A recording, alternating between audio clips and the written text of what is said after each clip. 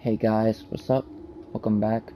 I'm your host, Dylan Charisma, here as always, and today I'm going to be bringing you some more card game content, and in this specific video I will be going over just sort of the evolution of what a caster build, especially a pure mage or pure caster, whichever way you wish to refer to it as, evolves as you progress through the game.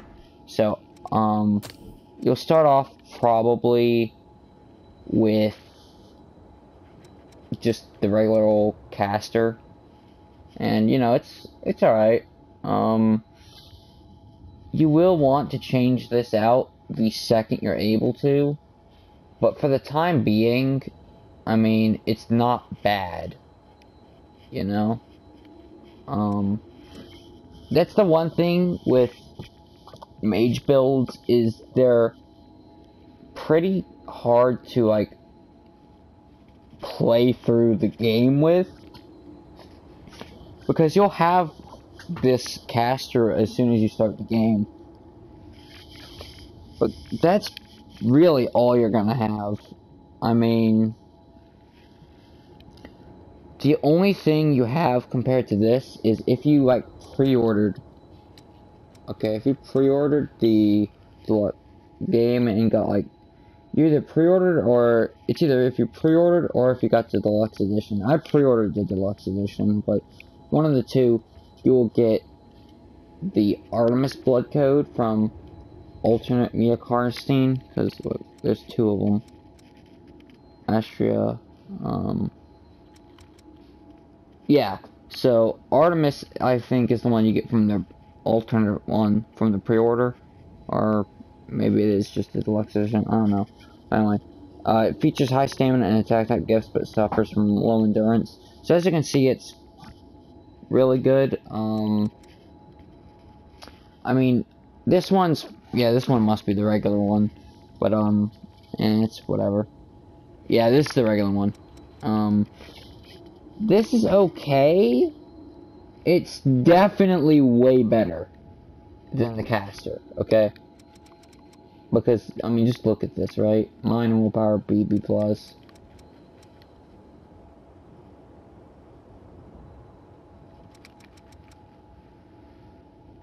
And, wait, that's not right. B+.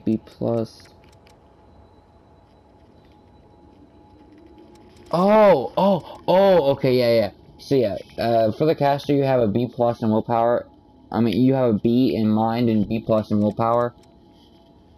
For Artemis, you have a C+ in mind and an A in willpower.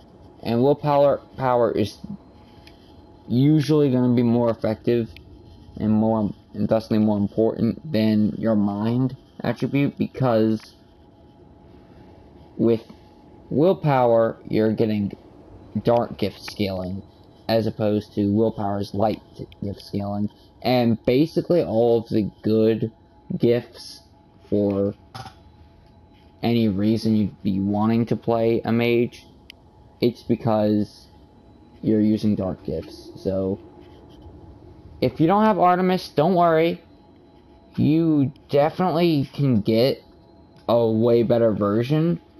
The only difference is it's going to be way later on in the game. So, at about midway through the game, okay, we're talking like around the cathedral area, you'll get, what is it? Yeah, okay, so this is kind of, this is spoiler territory, so you've been warned, but I'm fairly certain that you've progressed past this point in the game anyway, and if not, you've already been on like your 8th playthrough. So this is the Queen's Ribcage. The code owner is the Queen, and the Queen is also, well, spoiler alert, Cruz. It's just kind of, I guess, ironic, because, you know, obviously, not Yakumo, Louis is like, oh damn man, I hate the queen. Look at all the problems she caused. Because of that, she caused Silva to come in control and do the levy system and all that shit. But, oh no, I don't like it. But like the person he was caring so much about in his memory echo, one of his, or maybe it was her memory echoes, was, you know, it was one of Louis' memory echoes. It showed him visiting Cruz in the hospital, and they had it. I mean, it wasn't outright, you know, stated, but it is heavily implied that there is a relationship, or at least a very strong fondness for one another between the two of them. And so when you think about it, it's just kind of weird because like Louis is in love with the queen despite all of the trouble the queen's caused him, which is the main motivation, which is actually the cause for his entire purpose as trying to find all the blood beads and make it more commonplace. That way you can overthrow / get rid of the whole Silva's levy of blood beads system. I don't know, it's crazy. That's just kind of like a long, I guess in and of itself, it's just a short story overview of the lore. But anyway, once you defeat the boss in the memories, the memories will be named differently depending on your character, because it's literally called, the name of the location is literally memories of, and then blank, where blank is the name of your character. And you'll be fighting with Jack, who is the hunter. Spoiler. Oh, I mean, again, you probably already know this, but in case you, like, in case you've gotten to that point and you didn't catch it earlier, or get the drift, I'm just basically telling you what they've already been implying. Anyway, so outside of that, this is gonna be amazing. All right, when you get the Queen's right. So the Queen's ribcage. So when you first come across the what do they call it? They're realistically they're just regular bosses, but they have elite boss doors to like show you, hey, we're special. Which starts after you kill 2 bosses in a row. It starts off as like a fox or some. It starts off as like, no, I think you just kill the fox twice. Because at first it's just like a regular fox, and it turns into just some Zen fox, you know, like Hindu, Buddhist, something thing, whatever. You kill that, you go down through the door, and you have, well, no, you have one of 2 options. You can either save her soul, which gives you something, I forget what it was. You get a different blood code for it, and it helps you get the true ending, or it can ruin your true ending for that playthrough by getting the Queen's ribcage, which is what you get if you walk all the way. And trust me, it takes a while, but instead of restoring her soul or like ending her life, whatever, I mean, it's the same thing really. If you walk all the way to the very end of that door, that always is what brings you back once you're done with the memory echoes, you'll get the Queen's ribcage as a reward, and you'll just be transported back, obviously. After you defeat the memories boss, you will get Queenslayer. I mean, obviously, because the whole point of the memories is you're seeing how Jack killed you, and then because of that, you know that, hey, Cruz is the queen, hey, we killed Cruz, you know. Anyway, which is why Jack said, no, this is impossible, I killed you, you know. anyway. And that opens up a kind of huge dilemma and like sort of overall lore question about, well, then how am I living again? Is this like some alternate timeline? Which this, to be fair, is simply would simply be explained by you being a revenant, but then again, you're not really a revenant because you got shot in the heart, which once you look at the a certain loading screen, I forget which one, but the difference between revenants and the lost is revenants are immortal, except if they're killed and their heart is crushed, instead of reviving again like they would any other time they die and then they revive again like they would anyway, only they're not revived as just themselves, you know, like the revenant, and they lose their memories. They instead turn into the lost, lose all memories, and then they're just like one of the mobs in the game, right? Anyway, so that is the Queenslayer blood code, and this is okay. And oh yeah, and obviously once you defeat the queen, you go back to the cathedral, and you just kind of gotta go from there. But yeah, right now I'm using the Queen's Ribcage. I will say the Queen's Ribcage is basically the best thing you're gonna have. I mean, I guess I don't technically know because I haven't even finished my first playthrough yet as of the time I'm recording this, but because this is being recorded like what, 4 days after launch? Anyway, yeah, it's 4 days. Alright. The mind is B+ scaling, the willpower scaling is A. So, yeah, if you're telling me, unless you're telling me that you can get an A in both mind and willpower, or an S in willpower, or something like that, I mean, okay, but, you know, for now, this is where it's at. As far as the... Well, okay, one last thing. As far as the gifts, you definitely want to learn and max out proficiency with as many of the Queenslayer gifts as you can. Anyway, moving on. So, you'll start off with, like, whatever, I guess. Technically, you get the...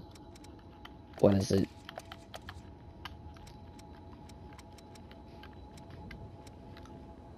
Is it really the Lost Bayonet? Okay.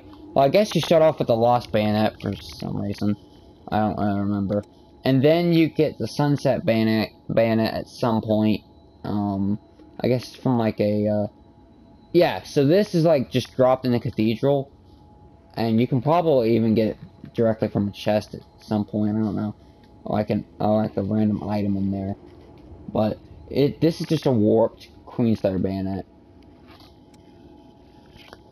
Now, there's the Riot Breaker, which is sort of if you're attempting to be a hybrid build between both a strength bit, both a quality build, more so a strength and mage caster build, right? Riot Breaker's the way to go, definitely. If you're going to just be a pure mage, though, I definitely recommend using the Rubelet Piercer, which is what you get. Where did I get this? I guess this is about... Yeah, no. Yeah, this is in that one chest in the cathedral that's super hard. Like, super hard to find it. But once you get to, like, the very end of the... Actually, I'll show you where it is. Okay? So, when you're near the end of the main cathedral area, right?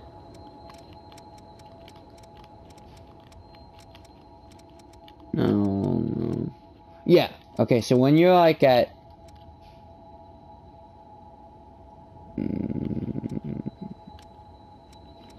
Okay, yeah. So the cathedral perimeter. When you're here, and obviously you see that big ladder. So, that big ladder, I'll just show you, whatever. It won't take much longer.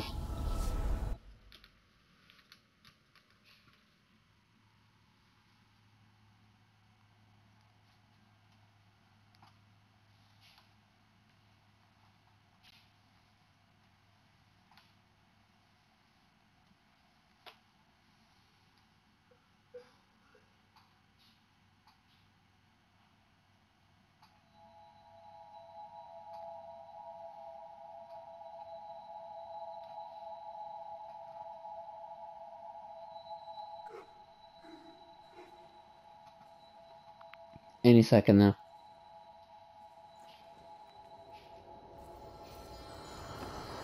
Okay, so when you get to here, there's 3 parts of this little area, right?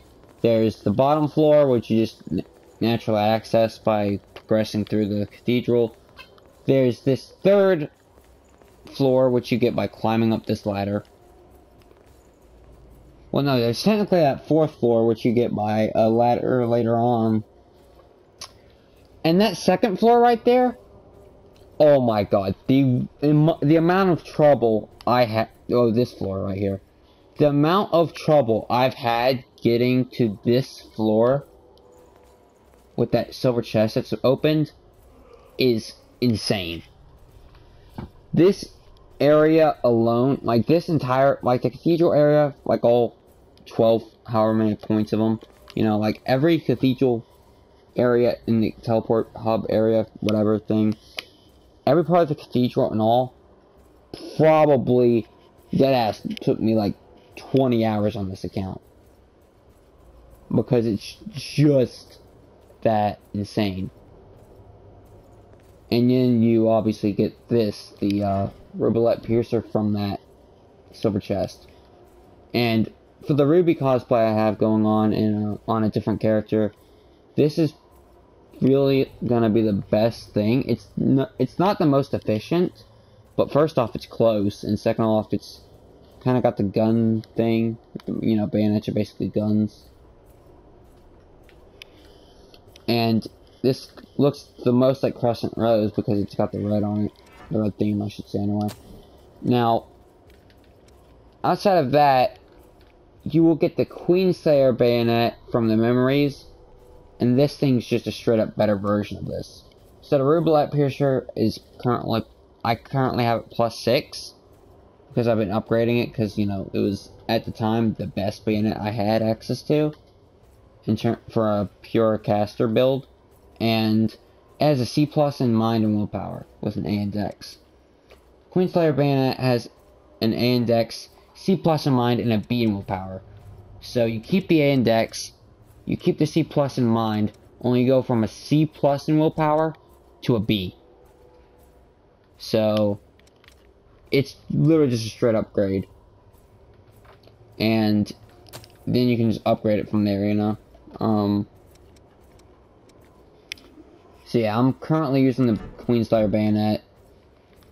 As for the armor, I mean the Blood Veil, I'm using the Venus Claw +6. This is one of the things you get from pre-ordering the game. Currently, that's the only way that you could have gotten this. But if they go the same route with this, like they do in Jump Force, you can just pay $3 to get access to all the stuff that's supposed to be a quote unquote pre-order exclusive. Well, technically they're known as pre-order bonuses, but the whole point of the pre-order bonus is they're quote unquote exclusive to that pre-order bonus. If you don't pre-order it, you miss the opportunity to have it, right? But they just give it. They just give it to them anyway. I think the way it actually goes is you can technically still buy it in the store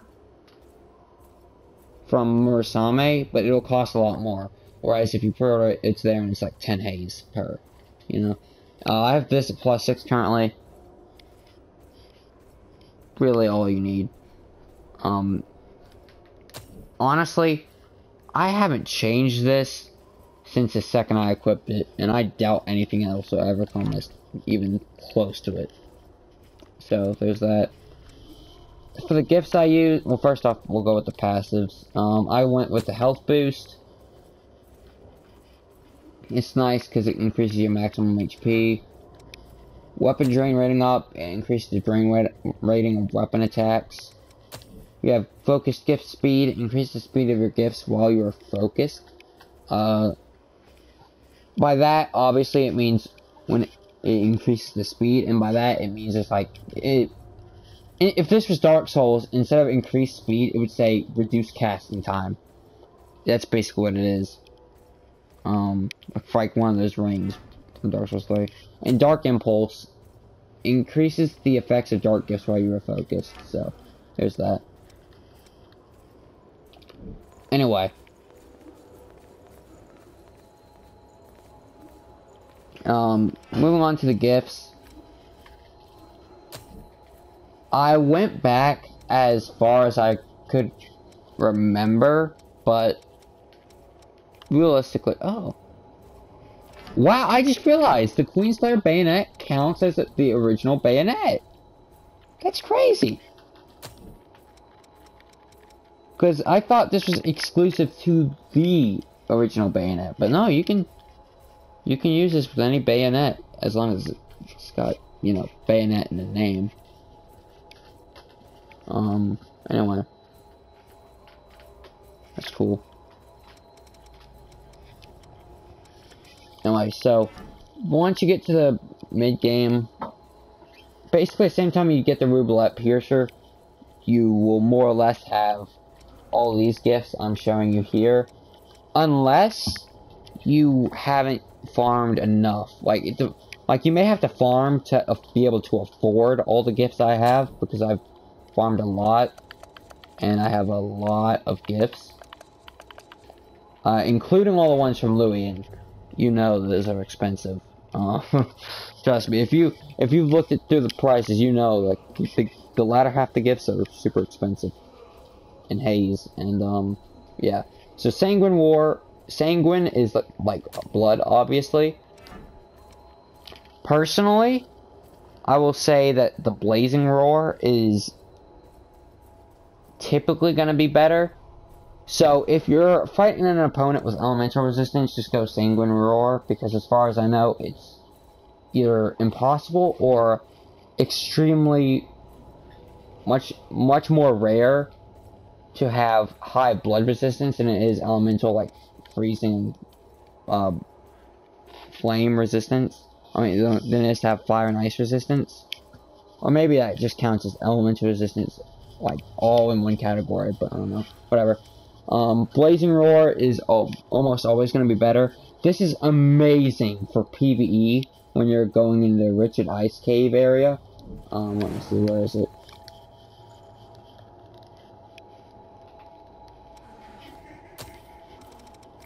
The Ridge of Frozen Souls,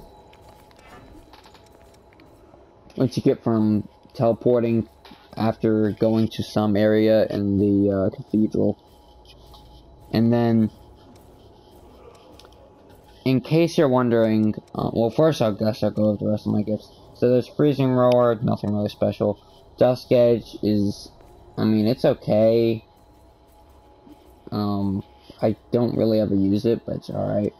So, Elder Contract looks super cool, and I guess it does damage? I mean, it's just, when I'm using my gifts, I expect them to be doing 2.5k per, you know? I mean, if it's like a bad matchup against the resistance, I'll be satisfied with 2k. But, I mean, you know, it's just, it doesn't do that much. It just doesn't. I mean, it tries, and like, it's a good range tool, I guess, but, I don't know. Spoil Spotter just just fucking because, honestly, I love getting all the items in every area, like full exploration, you know? Guard of Honor. This is eventually going to be replaced by Icarus Ice. It's the exact same thing, only it's cooler because it's more exclusive, like harder to obtain. Spore Spotter you can replace with I guess I'm gonna replace it with Fusillade Rondo now. It better live up to the hype. It better. And in Elder Contract, I'm going to replace with Vodnik Mass. And I guess since I have more haze, I'll go ahead and buy the rest of the gifts. Acquire more gifts, I should say.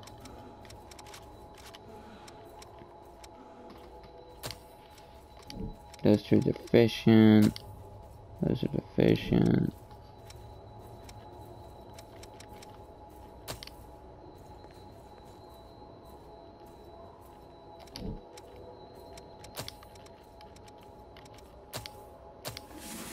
Twilight.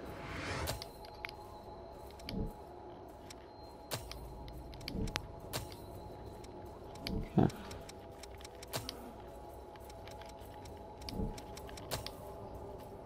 Yeah.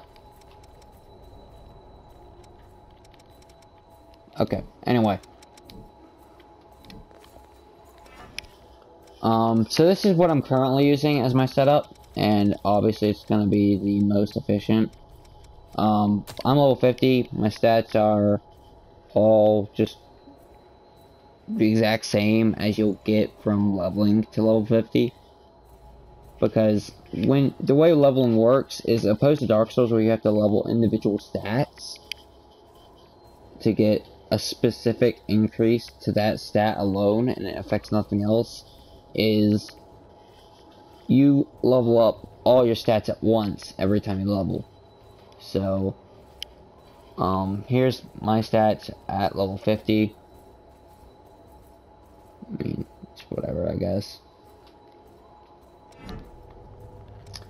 And yeah, that's basically all there is to it. I mean, I might be forgetting something, but, I mean,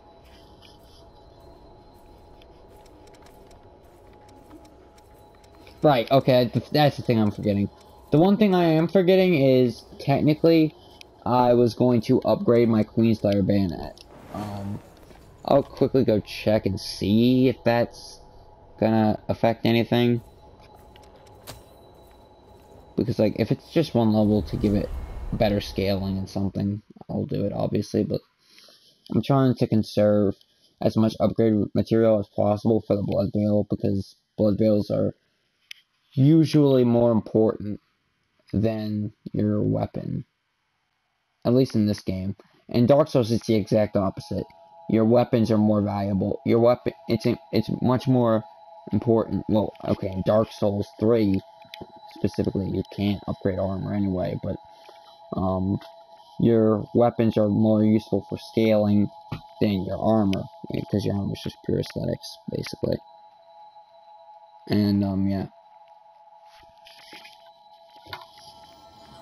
But here, we'll just go check real fast. How much do I even have?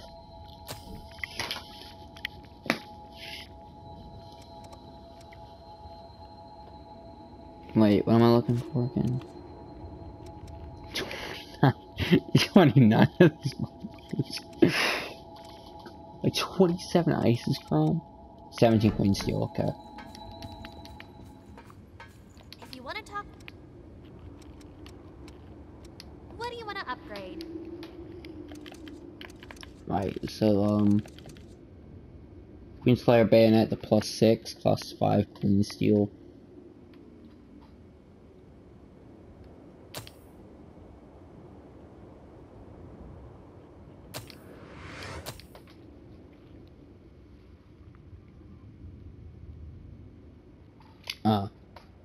Right, it's Queen Titanium I need. Which blood veil do you want to upgrade? Well, I can't wait till we get that titanium. God knows we need it.